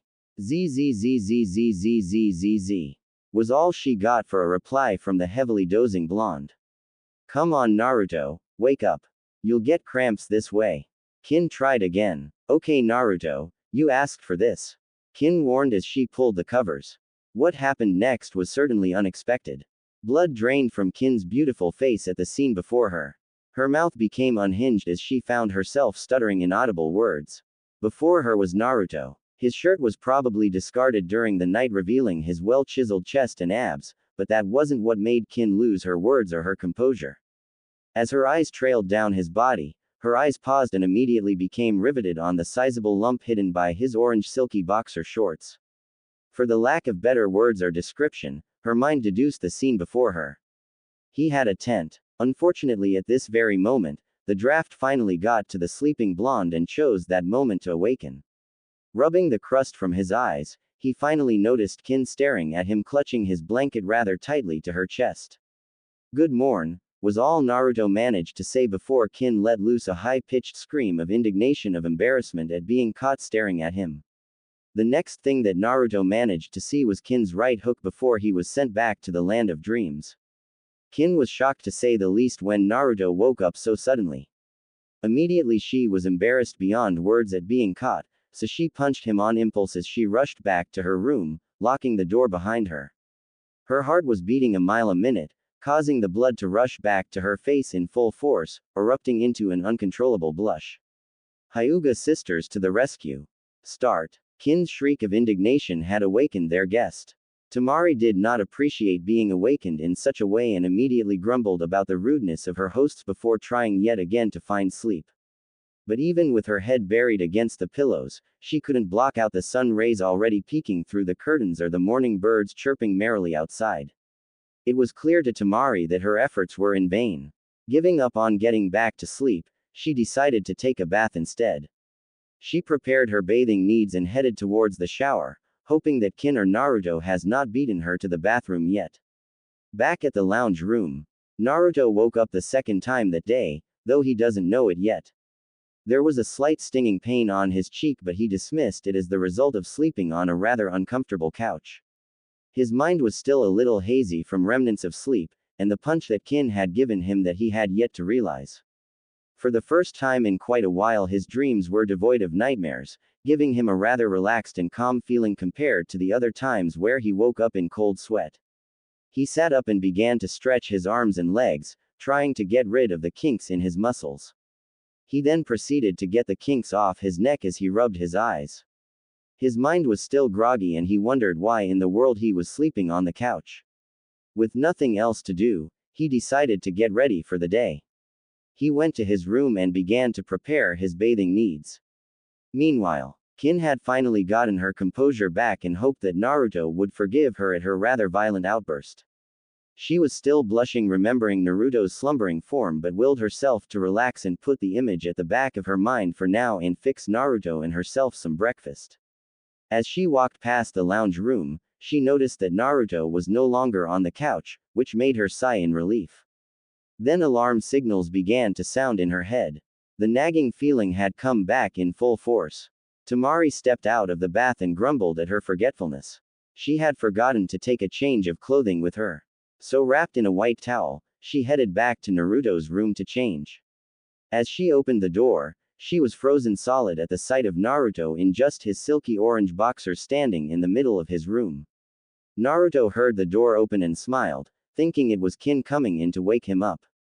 However, he was surprised to see Tamari standing there with just a towel covering her. Naruto blushed. Good morning, Naruto. Tamari managed to say as she struggled to remain unaffected by the way Naruto blushed. She had always been proud of her beauty, and seeing how well Naruto appreciated it at the moment made her self-esteem soar. There was no need to act harshly since Naruto was trying not to stare at her and seemed embarrassed enough for the both of them rather than the leering, drooling idiots she was used to dealing with. Good morning, Tamari-chan. Naruto replied back as he closed his eyes. He didn't want to look perverted in front of her. Tamari couldn't help but grin at Naruto's reaction. She felt rather impish and decided to push the blonde male a little further. She began to choose her clothing for the day. Nay, Naruto. Tamari called him. What is it, Tamari-chan? Naruto wondered. He decided to leave the room, but Tamari calling him made him stop. Would you mind helping me to pick out my clothes? Tamari asked, but in her mind she was grinning. Before Naruto could answer, however, another feminine voice answered for him. I'm pretty sure you're very capable of choosing your own clothes, Tamari-san. Kin replied back rather angrily, before turning her attention to Naruto. Aren't you supposed to get ready yet? Naruto merely gulped and rushed out of the room at the death glare Kin had bestowed on him. That wasn't very nice of you, Kin-san. Tamari replied back. It wasn't nice of you for teasing him like that, Tamari-san. Kin replied back. Jealous? Tamari asked rather impishly. Breakfast is ready. Kin replied back rather than answering Tamari, before slamming the door closed. Tamari merely grinned. She'll definitely like staying with Naruto. Elsewhere. Has he called yet? Haruna asked her right-hand man Yorinojo. Not yet, princess, after all it's only 6 in the morning. Perhaps the young man is still sleeping. Yorinojo answered his young charge. He doubted Haruna had managed to find any decent sleep the night before. She was restless, wondering what to wear for the day in case Naruto calls them for the tour he had promised. Haruna, in the other hand, couldn't help but fidget.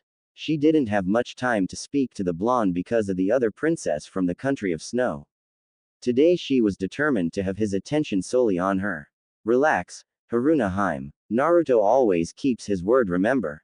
Yorinojo replied back. His words seemed to have soothed the irate princess. Would you like some breakfast first?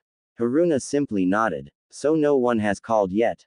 Yuki asked the hotel concierge. She was also waiting a call from Naruto.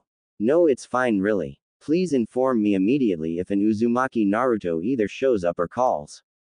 Before hanging up the phone, Yuki was getting giddy with excitement.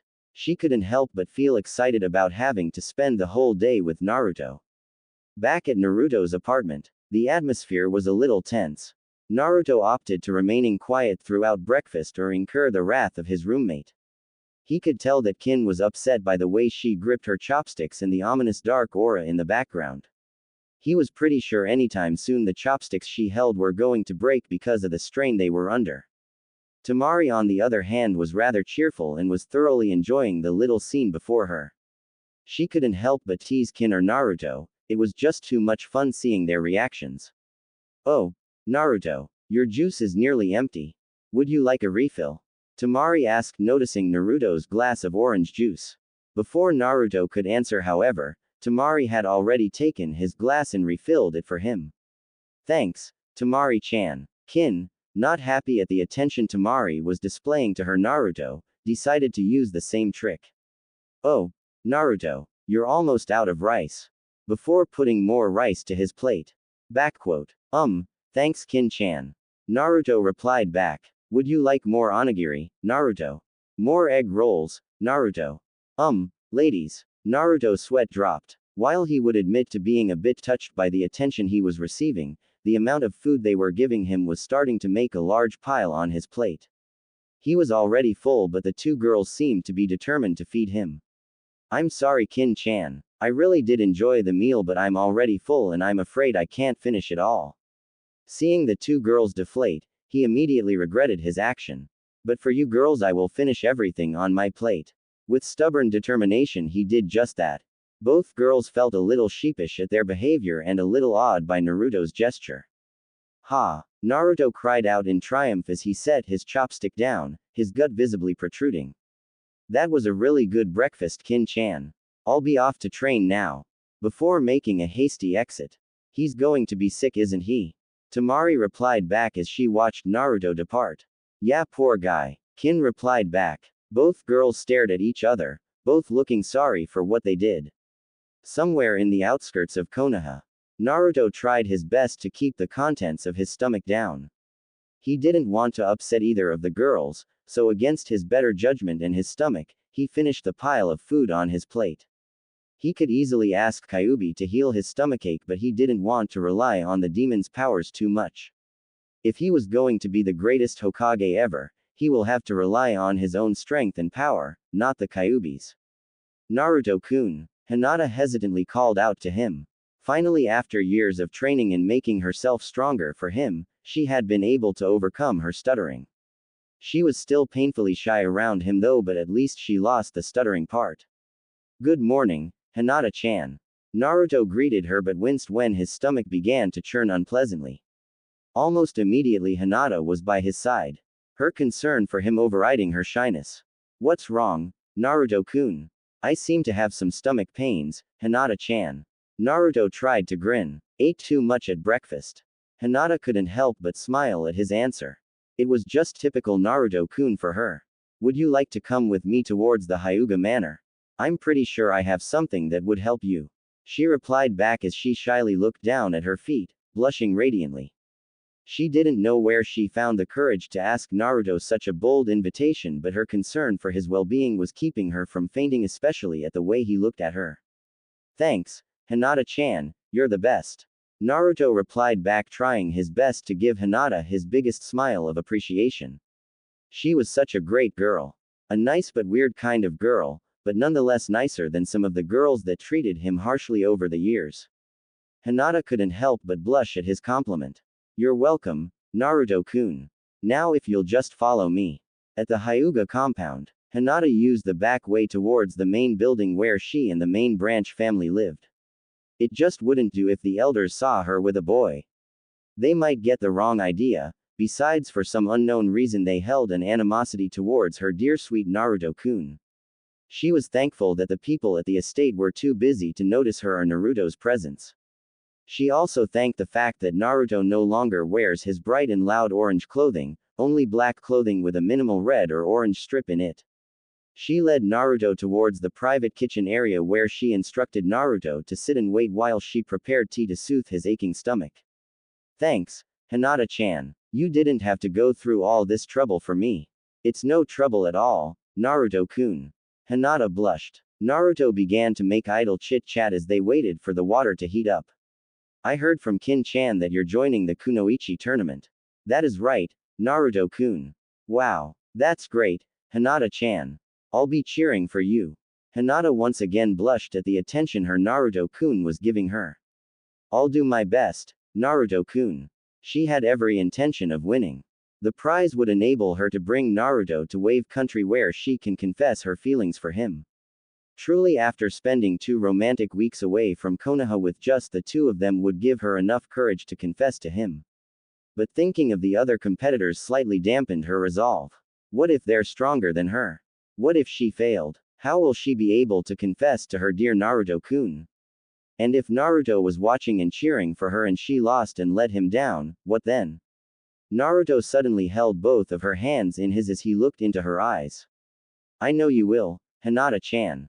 I know you always do your best, he said when he saw her begin to lose her spirit, probably thinking about the other competitors and doubting her abilities once again.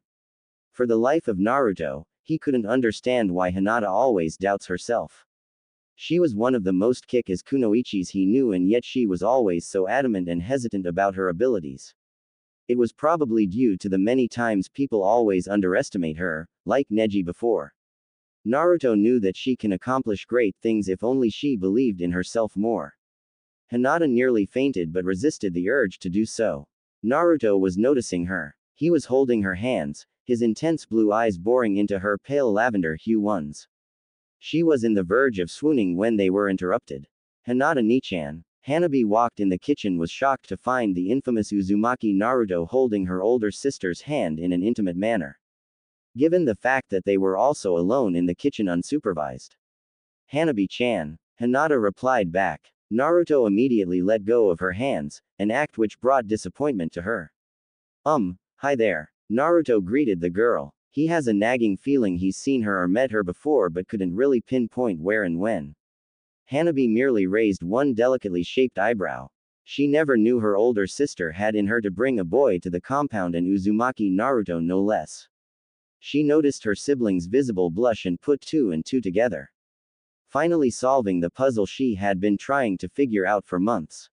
She knew her older sister's dedication wasn't for herself but for someone special. Her cousin Neji had informed her that Hinata's change was not only for herself but to prove herself worthy in the eyes of the object of her affection. When at one sparring match, her sister managed to defeat her not once but 5 times, revealing her own set of jutsus and one impenetrable defense called Shugohak Rokujian Sho, protection of the 8 trigrams 64 palms, a combination of their clan's Hakusho Daikaden, 8 trigram palms heavenly spin, and the Hake Rokujian Sho, 8 trigrams 64 palms. For months since Neji's revelation, Hanabi strived to figure out who had captured her naive older sister's heart, but her efforts were in vain. It was hard to decipher what type of guy had captured her sister's attention when she was such a shy creature. Hanabi should have known that her quiet-willed sister would be attracted to the untamed and chaotic force that was Uzumaki Naruto. Hanabi couldn't fault her sister's choice. She herself, along with her best friend Aika, has grown quite fond of the blonde. In fact, Aika was obsessed with the guy. The girl never seems to stop talking about the blonde god_like teen. Hearing his great feats from the elders and the other shinobi in the village had sparked interest in her behalf, not to mention that the blonde was absolutely gorgeous up close, which also helped her fascination grow. Hanabi smiled widely, which didn't happen very often. I didn't know you had a guest, Onichan. I hope I didn't interrupt anything. Hanabi replied in her sweetest voice. Would you like to introduce him? Hinata frowned. She didn't like how her normally outspoken younger sister to be overly sweet. Naruto-kun, I'd like you to meet my younger sister, Hyuga Hanabi. Pleased to meet you, Hanabi-chan. Naruto greeted. Was it just Hinata, or did she just see her younger sister blush? What brings you here in our humble abode, Naruto-san? Hanabi asked, totally ignoring her older sister's presence, and was trying to keep Naruto's attention to herself. Humble, Naruto mouthed. The Hyuga compound was huge. His apartment was probably equivalent to their closet, so Hanabi's statement was a complete understatement in his opinion, but he didn't want to be rude. She was probably downplaying the vast compound to make him feel comfortable about the grandeur of his surroundings. Your sister was kind enough to bring me here to have some tea to cure my stomach ache. Giving Hinata a foxy grin that turned Hinata's brain into mush. Really? Perhaps I can offer you my services as well. While tea may ease your stomach cramps, I can give you some medication from our infirmary. Hanabi offered. Really? You'd do that for me, Hanabi-chan? Naruto smiled back. He didn't know much about Hinata's younger sister, only that she was supposed to be the heir of the Hyuga clan, assuming what's supposed to be Hinata's role and the fact that Neji was currently training her. It's the least I can do for my sister's suitor. Hanabi replied, trying to determine Naruto's relationship with her sister judging from the scene she had witnessed before. Suitor. Naruto replied back, confused. Hanabi, Hinata warned her sister, knowing where she was leading the conversation into. Hanabi merely grinned at seeing Naruto's reaction and her sister's. So that's how it is. Naruto still looked confused while Hinata frowned at her sister. Let me get those medication for you, Naruto-san. Hanabi excused herself, still grinning. Thanks, Hanabi-chan, and please just call me Naruto. No need to be formal and stuff. Naruto replied back while giving her a foxy grin in return. Hanabi blushed before she left the room, leaving Hinata and Naruto alone. Hinata continued to frown at her sister's retreating back. Sweet girl, Naruto commented, which only made Hinata's frown even deeper. I think the tea is ready. Hinata announced as she began to prepare the tea for Naruto, trying to wipe the frown off her features. Hinata, what's wrong? Naruto asked as he watched Hinata's mood began to dampen once again. Naruto's concern for her well-being seemed to lift up her spirits, though he was always so caring and thoughtful to the people around him despite his crude mannerisms. He was genuinely a good-hearted person, and that was always something that attracted her to him. She shook her head to shake off his concerns and gave him a small smile. I'm fine, Naruto-kun. You know I'm always here for you if you want to talk and stuff, right? Naruto reassured her, which only made her heart swell. I know, Naruto-kun. She replied back as she served him the tea. For a while they sat there in amicable silence, mostly talking about non-important stuff until Hanabi returned with the medication she promised. The way Hanabi doted on Naruto annoyed Hinata. He was her guest, therefore, she was supposed to be the one who doted on him. Naruto, however, was unaware of the growing tension between sisters or how they had subtly began to vie for his attentions. Nay, Hinata-chan, have you seen Ika-chan around? Asked Naruto. She didn't come to spar with me lately, he added as an afterthought. Ika has been training with Naruto more often in the recent months and he found her somewhat challenging, because of her natural speed and good taijutsu skills. The Hyuga sisters frowned at that question. They were visibly not happy that Naruto was talking about some other girl but them. She's went to the Iron Country for a mission with her team. She should be coming soon, replied Hanabi quickly, not wanting to stretch that conversation too far, obviously wanting to have the blonde's attention to herself. Oh, Naruto complied, taking the answer. And so they resumed their idle chit-chat while Naruto was slowly healing. Soon Naruto's stomach ache disappeared and realized he was now imposing his presence upon the Hyuga sisters. They probably need to be somewhere else but was probably stuck with him because he was their guest. I'm probably taking too much of your time, ladies.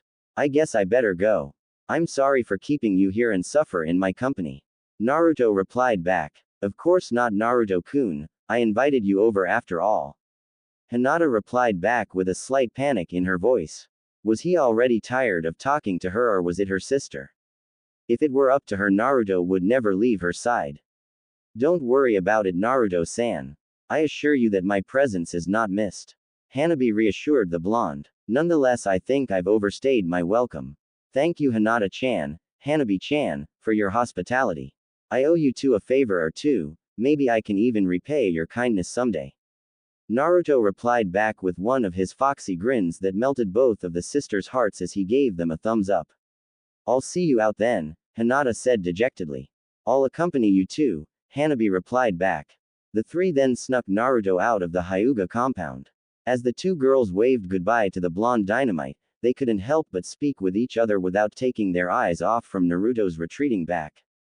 Just what are you up to, sister? Hinata asked as she continued to wave goodbye. Hanabi ceased her waving and looked sternly at her older sister. Nothing, dear sister, whatever gave you that idea? She replied sweetly, enjoying her sister's unease. Now that Naruto left, there was no longer any point of her spending time with her older sister. It was time now to seek her cousin Neji for some training. It just wouldn't do if she lost against any of the other competitors of the tournament. As Hanabi left Hinata's side, Hinata's frown deepened. Her sister was up to something, she could feel it. At the Konoha Imperial Leaf Hotel. Damn it, Yurino-ju. Haruna cried out in frustration. Mind your language, Haruna-sama. Yurino-jo reprimanded his young charge. It was now approaching lunch, and there was still no word from the blonde shinobi. Yurino-jo sighed in relief when he heard a knock upon their door. Hopefully that would be Naruto. Upon hearing the knock, Haruna's mood seemed to lift up and immediately rushed to her room to inspect her clothing, hoping that the dress she wore was not crinkled or her hair messed up. Yurino-jo opened the door, only to be disappointed. Before him was a young man, probably one of Yuki Haim's footmen. Greetings. The young man greeted him nervously. Greetings to you too. The young man took a deep breath. I was sent here by Yuki Haim to ask if Uzumaki Naruto has made any contact with you. Yurino-jo frowned. It seems that Naruto forgot about the tour. I'm afraid Uzumaki-san has not contacted us as well. It was then that Haruna approached the open door. Naruto? She asked, hopefully only to be disappointed at finding out who was by their front door. Somewhere in Konoha, Naruto walked leisurely around the streets, taking in the scenery before him. I got a funny feeling that I'm supposed to be doing something, but what? It was only when he looked up at the Hokage Tower and looking at the Hokage monument did he remember his promise to the two princesses. Oh damn it, I'm late. With that he rushed towards the Konoha Imperial Hotel, hoping that the princesses were not too upset with him. It was fast approaching lunchtime after all. Naruto made a mad dash towards the Imperial Leaf Hotel, albeit a bit clumsily as he zigzagged on Konoha's busy street to avoid colliding with the people. He ran around pretty much like a headless chicken, since panic was overriding his senses, making him momentarily forget where the Imperial Leaf Hotel was located. You really need to calm yourself down, Kit, Kyuubi advised. With all Naruto's panicking, his mind was screaming with worry, enough to disturb the sleeping fox. But I'm late, Naruto spoke out loud, momentarily forgetting to speak in his mind. Yes, you are. But with your mind in a jumbled mix, you're going to get even more delayed if you don't get your thoughts in order. Kyuubi replied back, and as though it was proving its point, Naruto realized he had just turned in a dead-end street. Damn it! Naruto cursed as well as many more expletives that are better off unsaid in this story. My Kit, what colorful and descriptive language you've picked up. I bet the princesses would love to hear you sprout such words. Kyuubi replied back. You're not helping, you know. Naruto replied back gruffly as he stared at the wall in front of him, taking the moment to try and calm down. Taking deep breaths, he closed his eyes and tried to clear his mind from the panic attack he was feeling. When he was sure that his breathing was now even and at an acceptable level, he turned around and walked out of the dead-end street. He shirked the idea of using his prized jutsu because it used a lot of his chakra and it left him exhausted afterwards. He denied to rely on Kyuubi's chakra for little things like this. Now where exactly did I end up? Naruto wondered to himself, until he caught glimpse of the Yamanaka's flower shop. Well, since I'm already late, I might as well grab something to make up for it. I'm sure they wouldn't mind if I got something for them. Naruto reasoned to himself. Kyuubi couldn't help but feel proud of the boy's reasoning. It's a very good idea to placate the females. Presents and a kiss. Start. Naruto made his way towards the Yamanaka's flower shop where he was greeted by a rather bored-looking Yamanaka Ino behind the counter. Welcome to Yamanaka's. Ino greeted rather blandly, not even looking up from the magazine she was currently flicking through. I can see why business is booming. Naruto couldn't help but sarcastically remark. Ino irritatedly looked up from her magazine to tell off the smart-mouthed sarcastic remark and was not all that surprised to be greeted by Uzumaki Naruto. Figures. Ino replied back as though the problem was solved. Naruto, the ramen stand is in the next corner of the street. She helpfully pointed out. Perhaps he had entered her shop by mistake from ramen-induced hunger pains or cravings. Huh, yeah, I knew that, Naruto replied back, having no idea why Ino would even say such a thing. He looked at her like she was the epitome of the word, dumb blonde. The amount of flowers were a dead giveaway. Ino couldn't help but feel a slight twitch of irritation from the way Naruto looked at her. He was looking at her like she was stupid as he stood there in front of her with arms crossed against his broad and muscular chest. So why are you here? She asked the blonde, wondering why on earth Naruto would be there of all places. Naruto once again gave her that look, the look that says she's not as smart as she looked kind of look. I'm here to get some flowers, duh. Ino shook in repressed rage. How dare this blonde look down on her and make her look stupid? She slammed both hands on the counter and glared at him. So why aren't you looking around then, instead of you irritating me? Well, Naruto's sweat dropped and he scratched the side of his nose feeling a bit sheepish. I don't know much about flowers and stuff, so I was hoping you'd help me. After insulting me, Ino couldn't help but incredulously reply back. That was some way to ask someone to help them. From the way she was feeling at the moment, she was tempted to give him some poisonous plants and poison ivy as payback but had to restrain herself.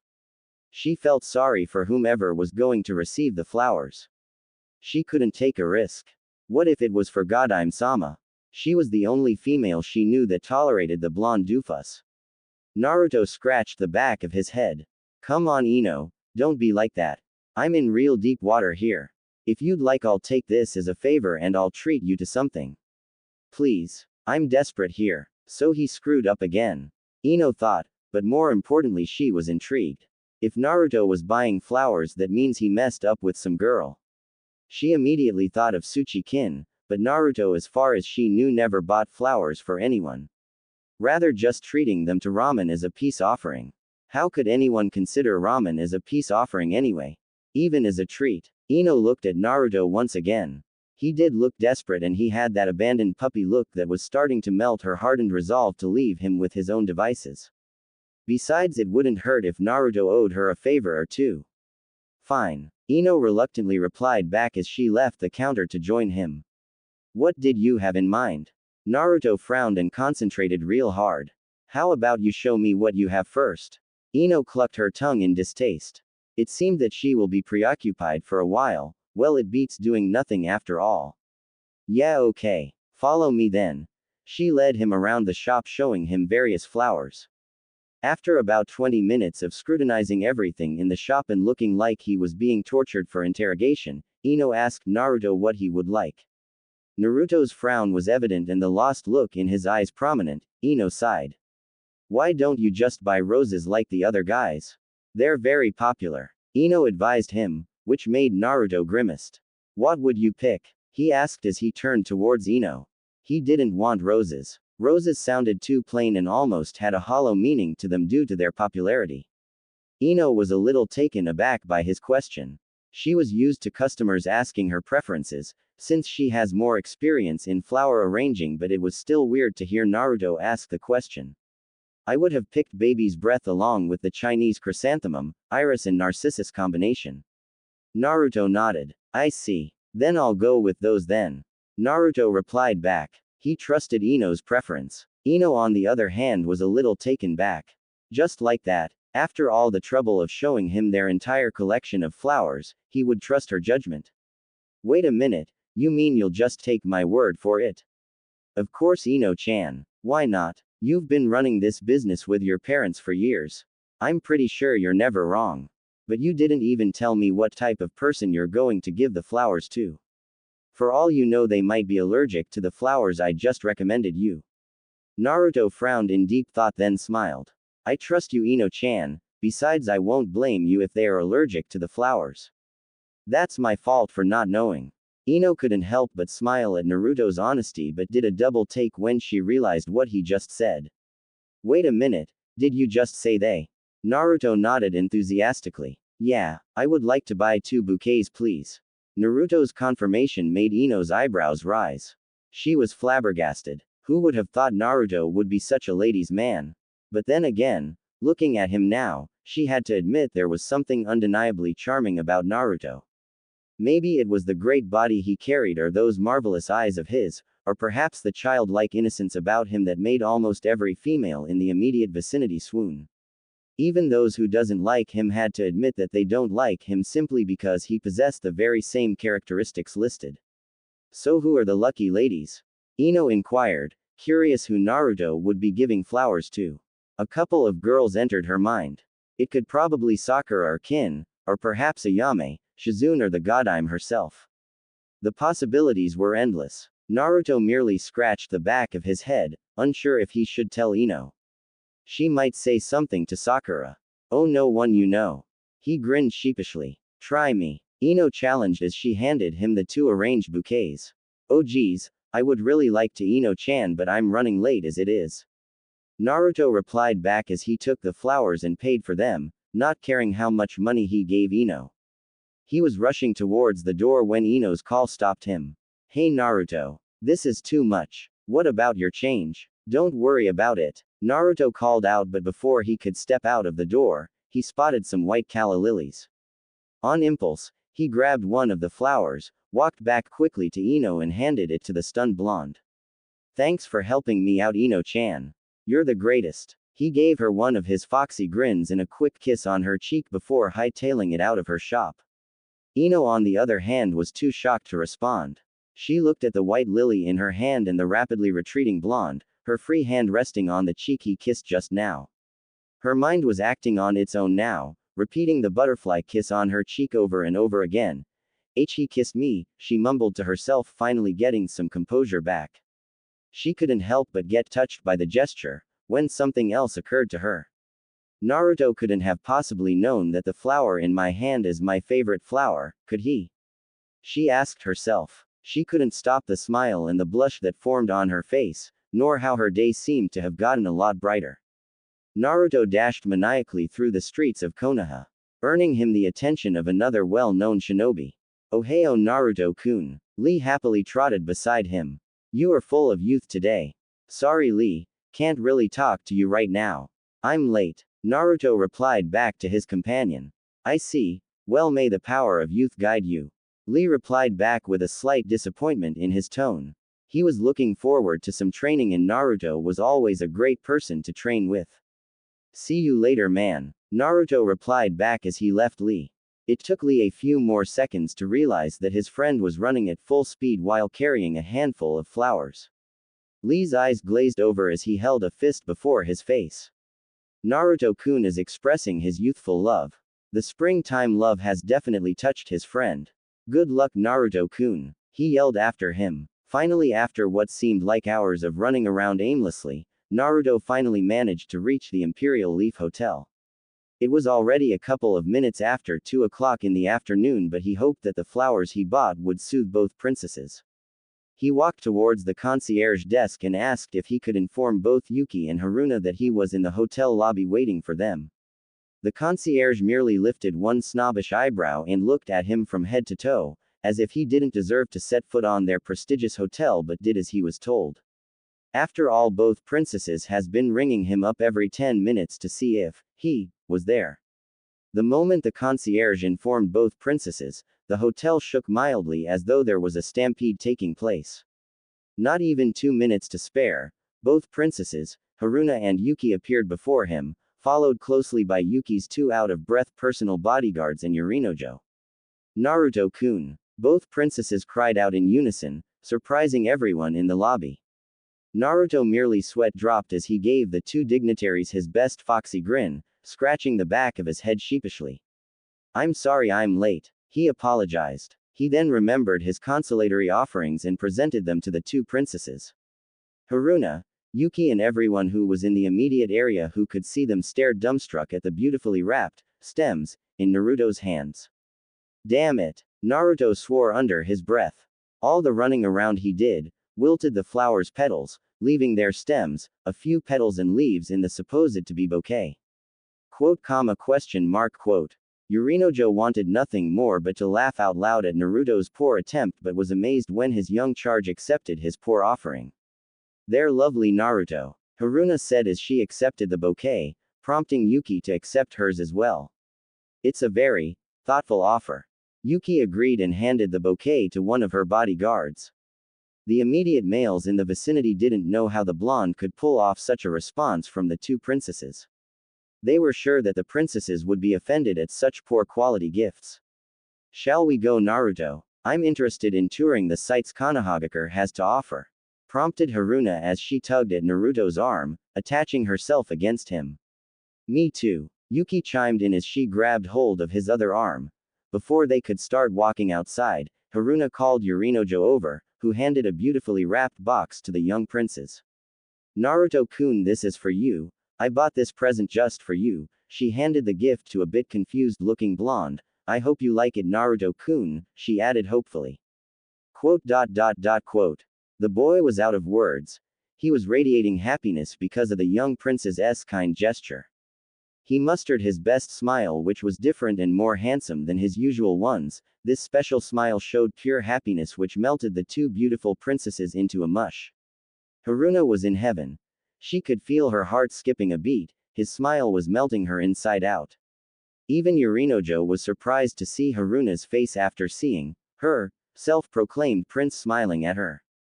Haruna was really happy. Yorinojo knew this was not the Haruna smiling when seeing her lands prosper, nor when given her favorites fruits for dessert.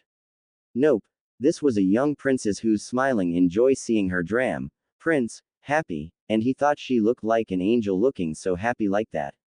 Meanwhile Yuki was seething inside, the bitch beat me to it, she thought. While she was feeling really warm inside seeing her Naruto-kun smile like that, she couldn't help the frown creeping onto her pink lips. Her chief guard, seeing the princess's reaction, rushed to her side, also handing her 2 beautifully wrapped boxes. Naruto-kun, Yuki purred the last part, making some of the hotel staff faint in nosebleed just from the strength of seductiveness it carried. Naruto turned around smiling sheepishly while scratching the back of his head. Totally oblivious to her suggestive tone, this made a blushing Yorinojo facepalm and sweat drop at the same time. Yes, Koyuki Haim, he said, still maintaining his grin. Zzzzzzzzzzzzzzz. Kin, getting tired from the snores she was receiving in response, decided to just pull the blanket off the dozing blonde. Perhaps the shock of the cold morning air would rouse the blonde.